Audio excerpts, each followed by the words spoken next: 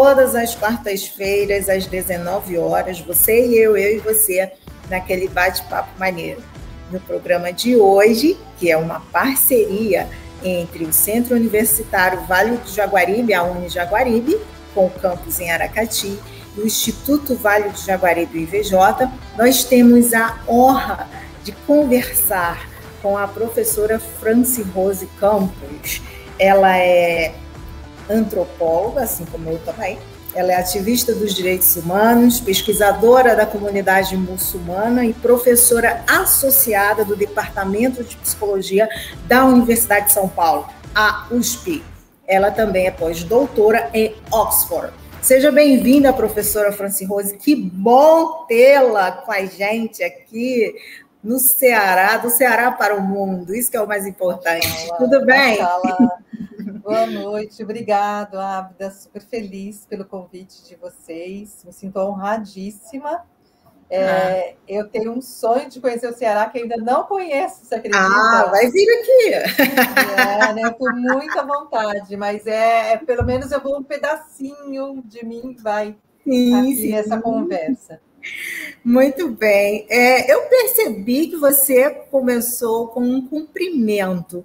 O que é isso, já que essa imagem da professora Francirose desperta muita curiosidade para as pessoas, claro, que são curiosas e querem cada vez mais aprender. O que foi dito para a Ábida e para todas as pessoas que estão nos assistindo? Eu nem sei, eu acho que eu falei Mashallah, né? Mashallah significa Deus quis, né? Deus quis que eu estivesse aqui, né? Mashallah. Mas quando a gente cumprimenta as pessoas, a gente fala Assalamu alaikum. Assalamu alaikum significa que a paz de Deus esteja com você. Então, é um cumprimento básico. Agora, né, na Copa, ontem eu vi uma matéria de um repórter falando Assalamu alaikum. Ele já entrou no espírito islâmico, né? E que também é um espírito árabe, no caso, porque os árabes também falam salam, assalamu alaikum, né? Já é uma forma de dizer oi, como vai, tudo bem, é a mesma coisa, mas no caso, sempre lembrando de Deus, né? Então, a todos que estão nos assistindo, nos vendo, né, e ouvindo, assalamu alaikum, né? Que a paz de Deus esteja com todo mundo. Que bacana, seja com todas e todas, né? Independente do idioma, do gênero, da nacionalidade. Então, a gente já viu aqui que vamos aprender, inclusive árabe, na nossa conversa. Não. Eu sou uma brasileira que não fala árabe. Eu estudo, sou uma aluna esforçada, mas estou muito de falar. Professora, vamos começar um pouco falando da brasileira Francirose, né? De onde que ela vem, ela se tornou antropóloga, como que foi esse encontro com a antropologia? Conta aí pra gente, quem que é essa brasileira tão revolucionária, Francirose Campos? É bem brasileira mesmo, sou maranhense, né, do sul do Maranhão, sou de Carolina. Meus pais migraram para São Paulo na década de 70, no início da década de 70, eu já tinha um aninho, mais ou menos. Meu interesse sempre foi ser jornalista, né, ser jornalista de guerra. Esse era meu sonho desde os 13 anos, que acabou revertendo na Faculdade de Ciências Sociais da USP, né, em 89, naquele tempo da eleição do Lula, que o Lula perdeu para o Collor. E eu sempre fui ativista, sou uma ativista desde os 14 anos. Eu não consigo ser outra coisa, né? A militância, a luta pelos direitos humanos é uma coisa que sempre esteve presente em mim, desde que eu li o Diário de Anne Frank, aos 14 anos, e fiquei muito impactada com o diário e queria saber muito o que tinha acontecido com aquele povo, né? Com aquelas pessoas. E aí eu conheci também a questão da Palestina, né? Fui conhecendo outras histórias, outras narrativas, e desde então nunca mais parei, né? Minha mãe, coitada, teve um pouco de dificuldade de lidar com esta filha sempre ativista, né? Mas a antropologia, ela nasce justamente, eu falei para a Lili Schwartz outro dia, quando eu fiz uma entrevista com ela no ano passado, né, com a Lili. A Lili foi minha primeira professora de antropologia na USP, e o dia que eu terminei a disciplina da Lili, eu falei, é isso que eu quero ser, é uma antropóloga, né? Então, ela deu antropologia 1 para mim na USP, e aí ela mudou muito o meu olhar, né, pela cultura, pelo sujeito. E aí, com o passar do tempo, eu fui descobrindo mais e mais antropologia, né? Sempre foi antropologia visual, que aí tinha a ver com jornalismo, uma forma também de caber o meu lado jornalístico, de escrever, de falar, né? Então, isso tudo está meio misturado, né? Eu sou uma pessoa misturada e gosto de ser essa pessoa misturada. Então, a singularidade já estava presente, né, na construção dessa mulher revolucionária que se desperta pela ciência, a antropologia, e, a partir daí, já havia essa reversão ao Islã, ou não existia ainda? Como é que foi isso? Como que isso foi acontecendo dentro da sua espiritualidade? Então, foi acontecendo. Na verdade, Abda, eu sempre fui uma pessoa religiosa. Como diz o Jung, eu sempre tive um padrão religioso. Eu nunca me vi fora de religião. Não houve nenhum momento da minha vida, da minha história pessoal, que eu não tivesse práticas religiosas. Então, eu fui católica, fervorosa, estudei em colégio de freira, achei que eu deveria ser freira, ia ser uma freira mirim revolucionária, né? A Madre Superiora ria de mim. Aí, mais velha, já com meus filhos pequenos, eu achei que era o espiritismo, porque tinha acontecido alguns episódios na minha vida, então me levou para o espiritismo. Aí, dentro do próprio espiritismo, eu saquei que não era ali o meu lugar, e eu já pesquisava o Islã, né? Eu pesquiso o Islã, vai fazer em 2023 25 anos de pesquisa, 25 anos de chão de mesquita. E aí eu fui lendo, e algumas coisas do Islã faziam muito sentido para mim. A questão da unicidade de Deus, a questão de não cultuar santos, a questão da relação direta, né? Sem essa coisa de eu ter que confessar os meus pecados para alguém, mas sim diretamente. Enfim, várias coisas faziam sentido. Só que eu era casada, então eu achei que não deveria fazer a reversão e levei muito tempo. Eu vim fazer a minha reversão depois de 15 anos de estudo do Islã. Eu já era docente da USP, eu já era professora doutora, então foi uma coisa muito trabalhada, né? Psicologicamente trabalhada, né? Entender que França era aquela que estava nascendo, porque é nascer de novo, né? O Islã, ele já diz isso, né? Quando você se reverte, quando você se retorna, todos os seus pecados são apagados, é como se tudo aquilo de ruim que você fez até então, eles são apagados da sua vida, do seu histórico. Então, em 2023, eu vou fazer 10 anos de reversão, e aí, nesses 10 anos, muita coisa foi mudando também. E eu nunca fiz uma mudança radical, muita gente que se converte a uma religião faz uma mudança da água para o vinho. Eu fui fazendo essa mudança aos poucos, né? Eu fiz minha reversão, aí eu não falei para as pessoas, eu tinha muito medo da academia, porque as pessoas acabam achando que o fato de ser uma pessoa religiosa isso vai interferir no meu trabalho. Então, eu fui fazendo tudo devagarinho, sabe? Tudo sem muita afetação, até chegar à pessoa que eu sou hoje, né? Porque hoje eu estou com a minha estrutura muito, muito sólida. Eu sei quem eu sou, eu sei o que eu quero. Então, acho que é muito tempo também de terapia, né? Então, isso tudo ajuda a se conhecer e a se compreender, né? A não construir personagens de si. Porque eu sempre tive medo disso, né? Lembro que o sheik com quem eu fiz a minha reversão, eu falava para ele que eu tinha muita dificuldade, né, de ver algumas mulheres que colocam o tiro ao lenço, né? E aí ele me disse assim, você tem medo de estar fantasiada, né, de ser uma coisa que não é verdadeira. Aí eu falei assim, tenho, e assim, eu não quero uma coisa que não seja verdadeira. Eu não quero colocar um lenço porque eu estou de lenço. Eu quero que aquilo tenha um sentido, tenha um significado na minha vida. Então, por isso que eu levei sempre a questão da religião, do meu trabalho acadêmico, muito, sabe, muito parceiramente, muito com parcimônia, sabe? Acho que está dando certo.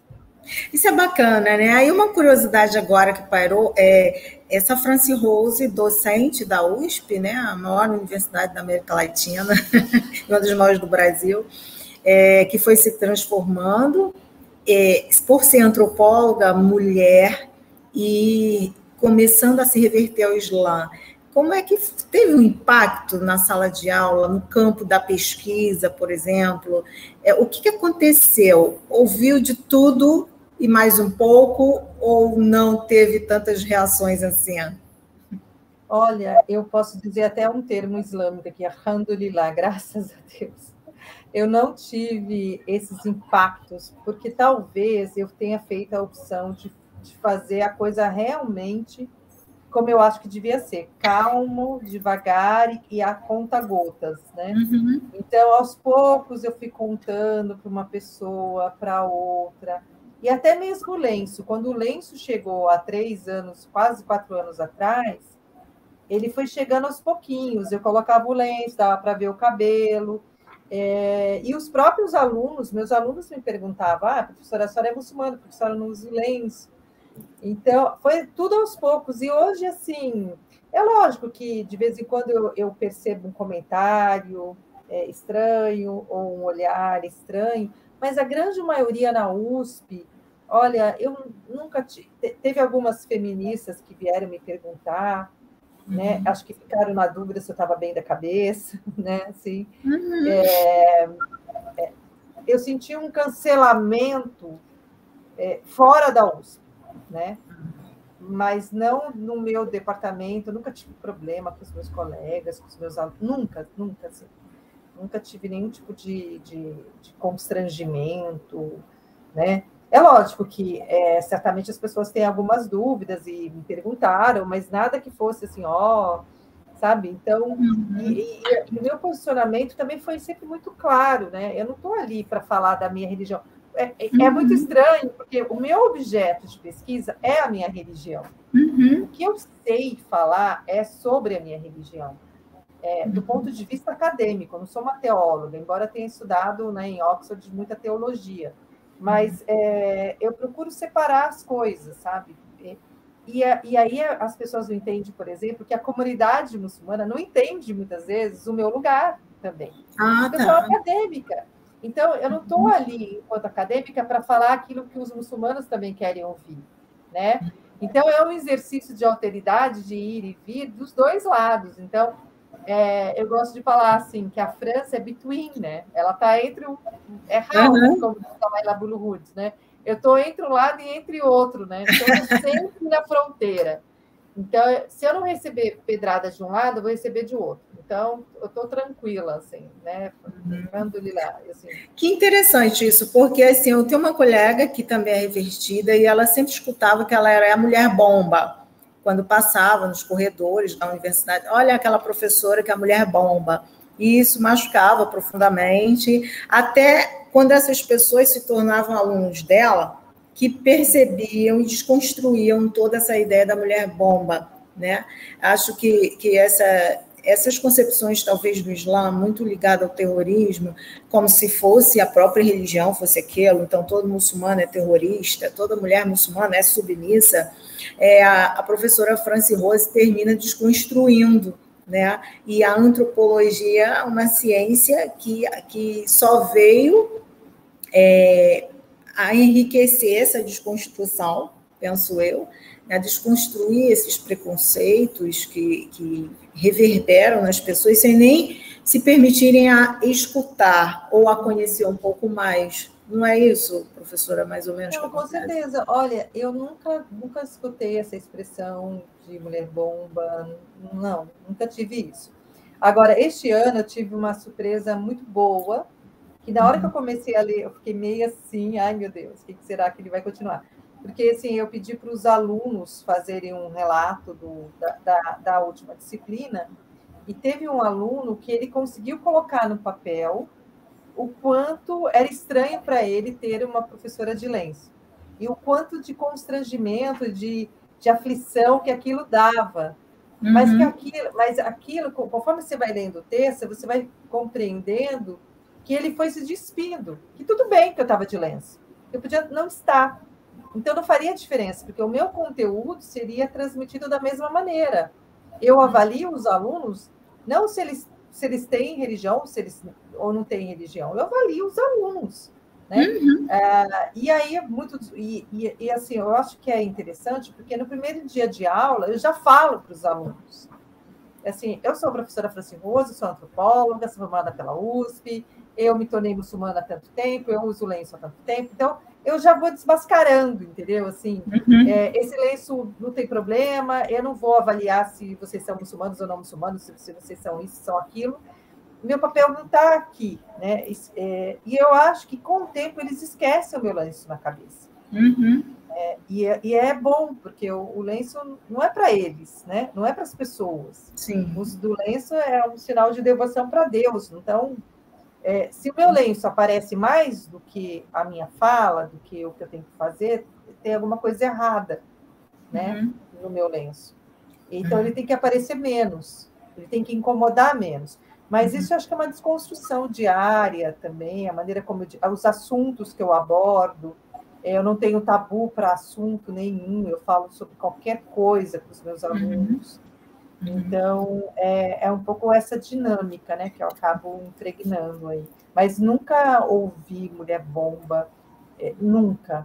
Dentro da USP, nunca tive nenhuma experiência negativa. Isso é bacana. E na família, né? Você falou dos filhos.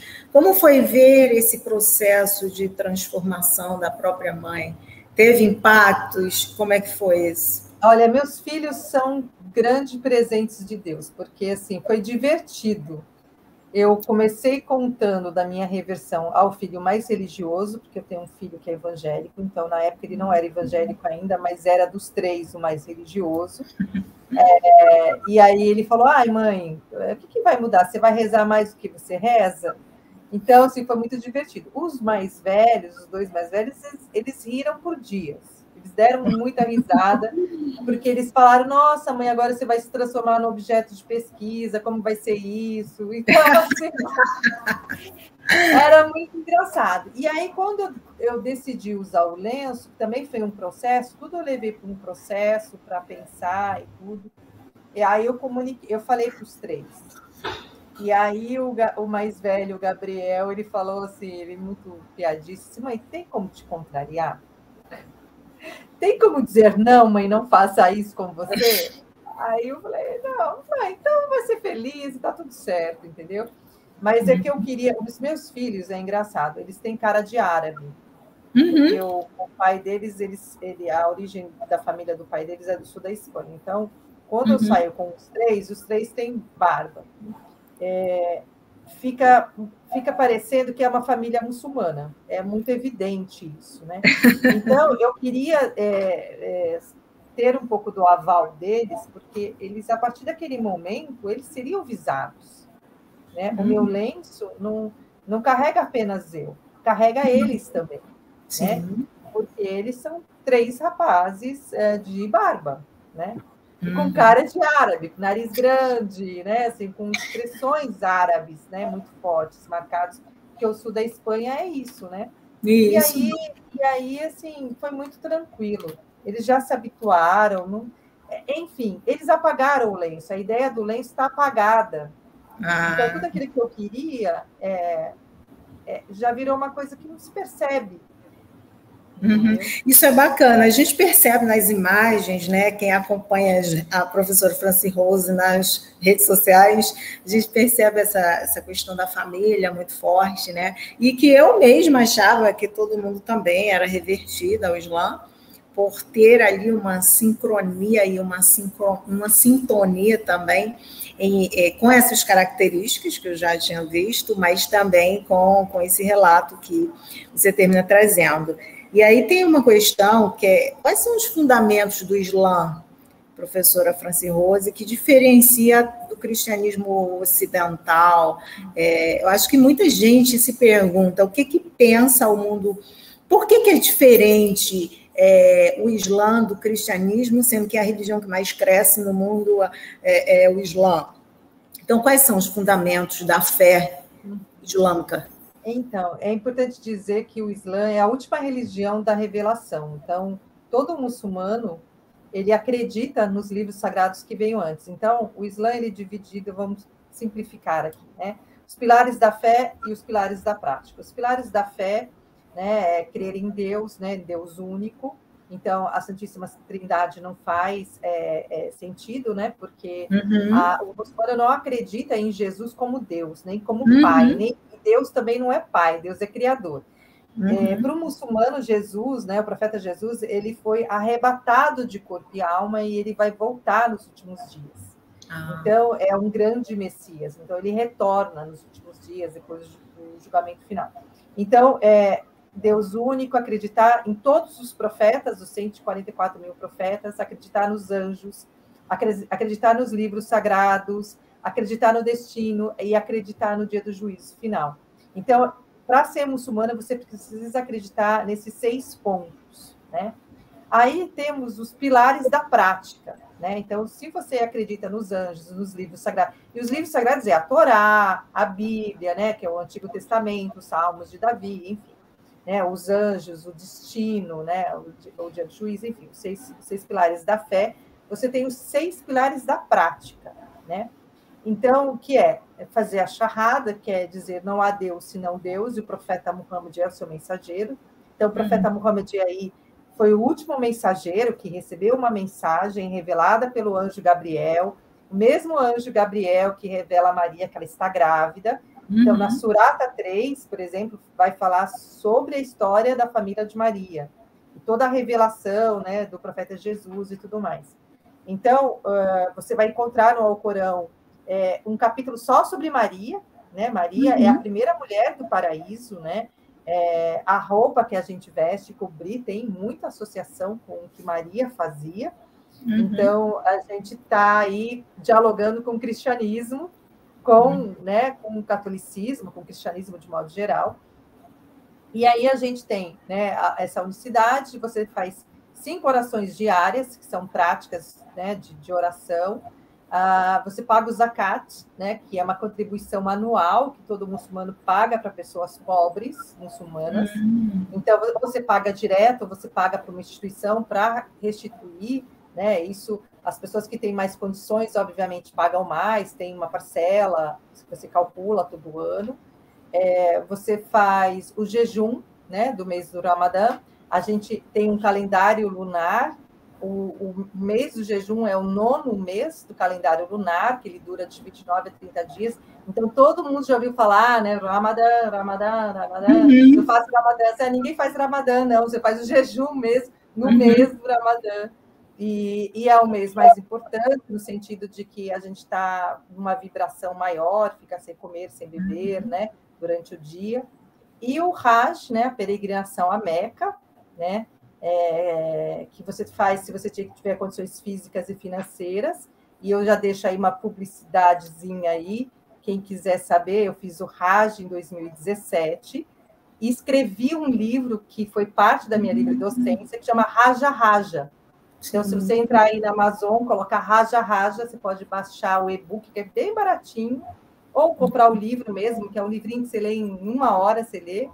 E eu conto a minha experiência no Hajj, que não existe uma experiência feminina acadêmica, né? Você tem de jornalistas e tal, romancistas, mas de uma reflexão acadêmica, e também sensível, eu faço esse relato do Raja Raja, né, que é uma experiência de peregrinar, né? Então, que é o 5º pilar da prática no Islã. Então, em síntese, o Islã é isso, muito simples, né? Então, já ia perguntar, já foi a Meca? Né? Porque quando eu vejo aquelas imagens, eu imagino que aquilo é uma coisa, além da beleza, da questão estética, tem uma questão muito forte, muito emocionante, né? Para os muçulmanos, mas até para quem não é também, faz parte da história do mundo, né, da história mundial. E também fiquei me perguntando desse pagamento que é feito, né, é mais interessante do que o dízimo, então, né, professora Franci Rose, porque você está ali ofertando para as pessoas que são mais pobres. É mais interessante que a ideia do dízimo, como se Deus precisasse de dinheiro e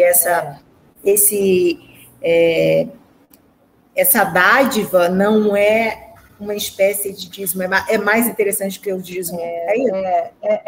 Eu não gosto de comparar que é mais ou menos, né? Porque eu acho meio indelicado. Mas o zakat, a tradução dele é purificação. Então, tudo aquilo que eu trabalho, né, eu tenho a minha renda. Então, para eu purificar o meu dinheiro, eu tenho que doar. E eu tenho que doar para uma pessoa necessitada. Então, assim, quanto mais eu ganho, mais eu tenho que contribuir. Então, 2,5% de uma renda que equivale se você tem um dinheiro parado, né? O muçulmano não tem poupança, mas ele pode ter um dinheiro parado, né? Então, você não usou, então você tem que fazer em cima desse dinheiro. Então, tem todo um cálculo específico. Então, tem os zakat, que quem paga são pessoas ricas mesmo, assim, pessoas que realmente têm uma sobra de dinheiro, que aquele dinheiro não vai, e ele tem que contribuir mesmo com pessoas pobres. E tem a sadaca, que a sadaca é a doação que você faz a qualquer momento. Então, por exemplo, se eu estou com algum problema que eu não consigo resolver, eu faço as minhas orações, faço minha ablução, né, minha lavagem corporal, rezo, e faço uma doação para alguma pessoa que está necessitada. Então, isso é sadaca. Você pode fazer em qualquer época do ano, né? Mas no mês do Ramadã é o pagamento do zakat, né?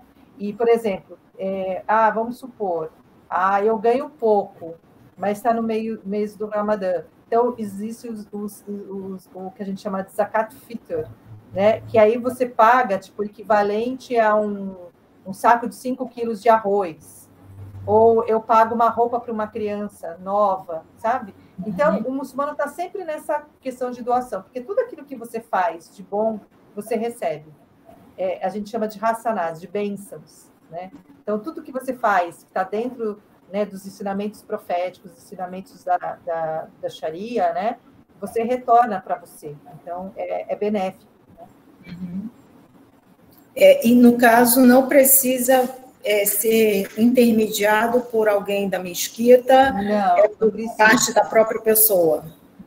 Não precisa. Eu, particularmente, quando faço, né, as sadacas normais, assim, quando é um dinheiro um pouco mais significativo, né, que eu acho que, assim, que eu vou tirar uma parcela que é maior, eu dou para um sheik da minha confiança, para um líder da minha confiança. Eu dou na mão dele, porque eu sei que ele vai saber utilizar aquele dinheiro, eu tenho muita confiança. E aí que ele vai utilizar da melhor forma possível, né? E tem outras pessoas líderes assim, que não são necessariamente sheiks, que eu sei também que fazem uso, que reverte para sua comunidade específica.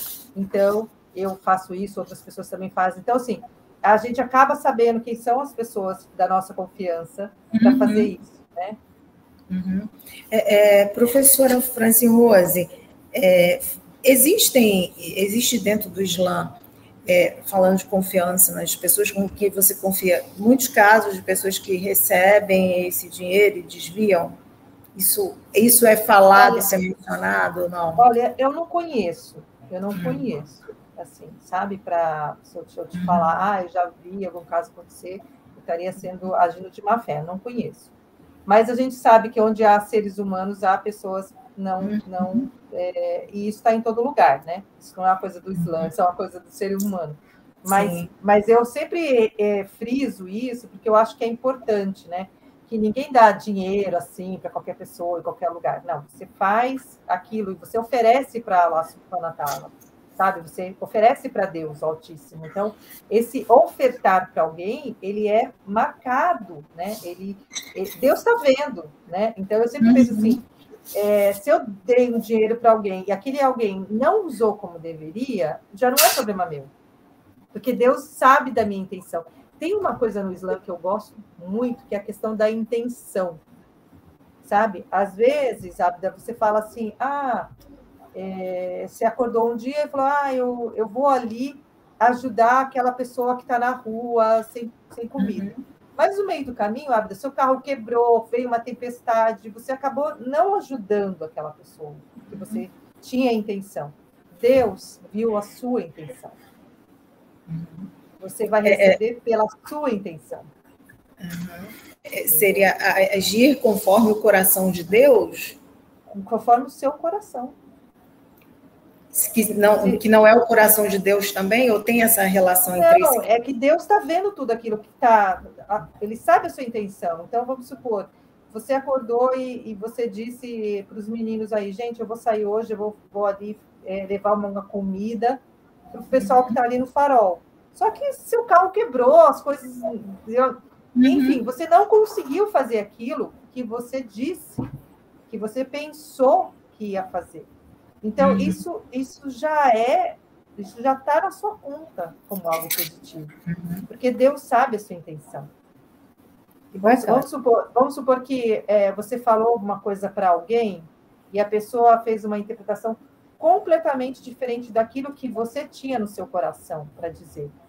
Não importa, porque Deus sabe o que tinha no seu coração. Então, no Islã, o que vale é a intenção.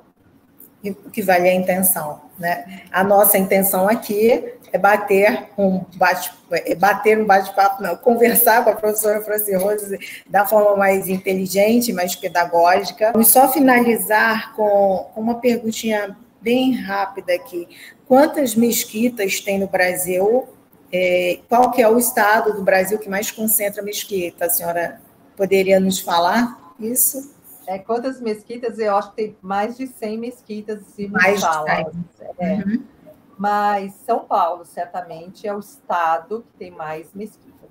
E a população é maior no estado de São Paulo que em Foz, inclusive, né? Embora a população de Foz seja muito significativa. E aí, gente, vocês estão curtindo esse bate-papo super interessante com a professora Franci Rose Campos? Eu espero que sim. Não sai daí, mas aguarda só um pouquinho que na próxima semana a gente continue e você vai saber muito mais, principalmente sobre o que é islamofobia. Você sabe o que é isso? Então vem com a gente. Tchau, tchau, até breve.